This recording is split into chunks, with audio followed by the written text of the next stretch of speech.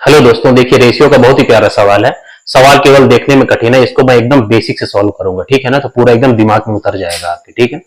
देखो यहाँ पे आपको क्या दिया हुआ है, a plus b minus c, b plus c minus a और a plus c minus b का जो रेशियो है वो 4:5:9 दिया हुआ है।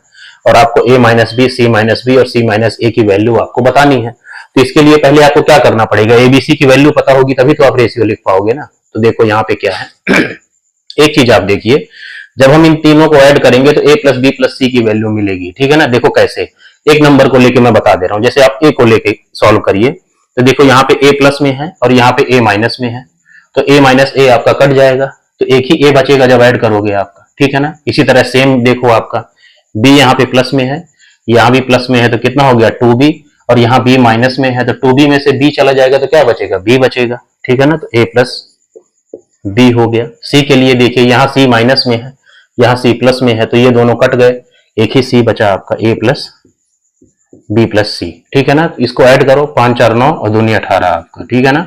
तो देखो a प्लस बी प्लस सी की वैल्यू कितनी आई आपके पास, 18, ठीक है ना।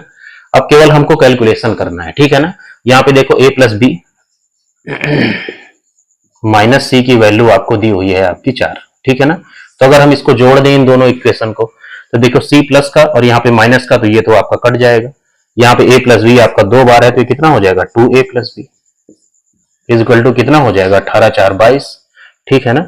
तो a प्लस बी की वैल्यू कितनी हो जाएगी आपका 11 हो जाएगी, ठीक है ना। एक रिजल्ट आपको यहाँ से ये मिल गया, ठीक है ना। अब एक चीज आप देखो कि a प्लस बी प्लस सी की वैल्यू आपकी 18 है, ठीक है ना।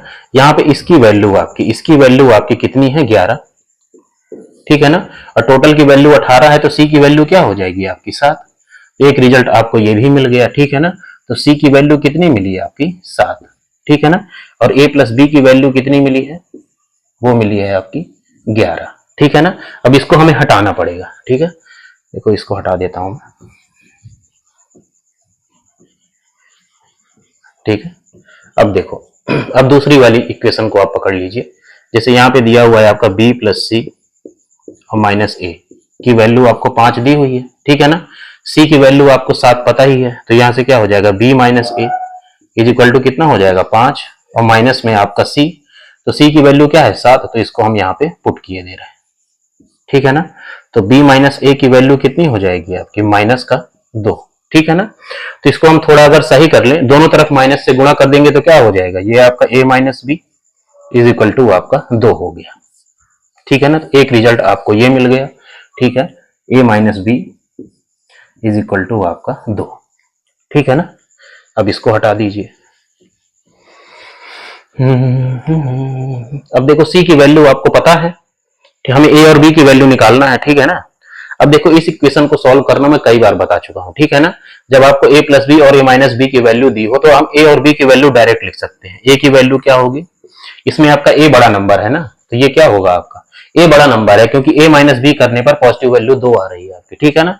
a की वैल्यू बड़ा वाला जो नंबर होगा उसको ऐड करके लिखिए, क्या हो जाएगा 11 प्लस में 2 और डिवाइड बाई 2 कर देना है, तो a की वैल्यू कितनी हो जाएगी 13/2, ठीक है ना। और अगर b की वैल्यू के लिए आपको बोले तो क्या करना है, 11 माइनस में आपका 2 माइनस कर देना है और इसको 2 से डिवाइड कर देना है, तो कितना हो जाएगा ये 9 में आपका 2 हो जाएगा, ठीक है ना।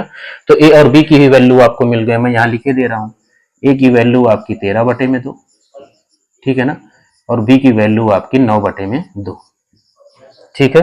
अब हमें देखो क्या है, abc की वैल्यू पता चल गई है, केवल रेशियो हमें लिखना है, ठीक है।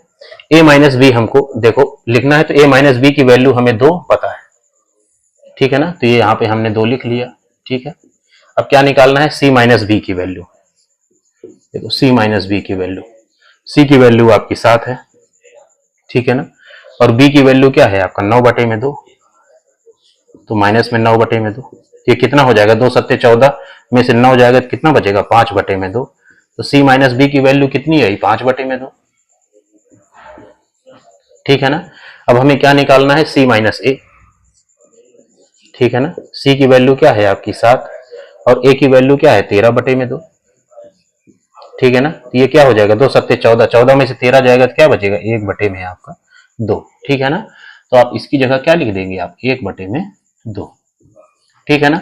अब आपको क्या करना है, अब इस रेशियो को आप जो है थोड़ा सॉल्व कर लीजिए तो आपका आंसर आ जाएगा, ठीक है ना। जो नीचे वाला 2 है उसको काट दीजिए, ठीक है ना, 2 से मल्टीप्लाई कर दीजिए तो कितना हो जाएगा, 2 दूनी आपका 4 हो गया। और जब इसको 2 से मल्टीप्लाई करोगे तो नीचे वाले 2 कट जाएंगे तो ऊपर क्या बचेगा, 5, और इसमें क्या बचेगा, 1, ठीक है ना। तो आंसर क्या होगा आपका, 4, 5 और 1, ठीक है ना। तो रेशियो का बहुत ही बढ़िया सवाल था। और देखो पूरा डिटेल्ड डिस्कशन करने का केवल यही मतलब है कि चीजें आपको समझ में आए, ठीक है ना। और अगर छोटे तरीके बता देंगे कि जिससे आपको रट जाए तो फिर वो आपके एग्जाम में काम आने वाला नहीं है, ठीक है। जय